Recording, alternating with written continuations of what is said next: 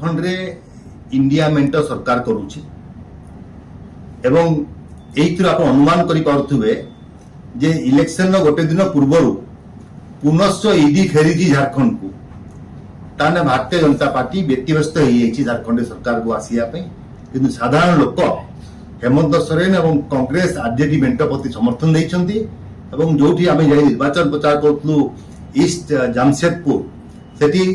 समस्ते आग्रह प्रकाश कर डॉक्टर अजय कुमार को भोट देवा पई एवं से जानिछंती आम गवर्नर जो माने जे पूर्व से विधायक थिले तांकर कार्यकलाप तेणु तांकू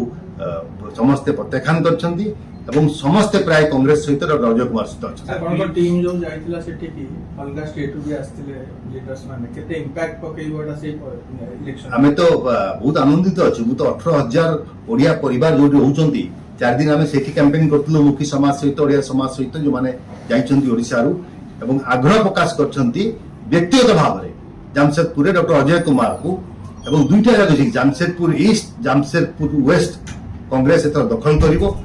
एवं आमर जे मंत्री थिले वेस्ट रो से लड़ुचंती वेस्ट रे ईस्ट अजय कुमार लड़ुचंती लोक सेठी बीजेपी को प्रत्याख्यान करचंती आदिवासी लोक माने हेमंत सोरेन सहित अछंती एवं तांकर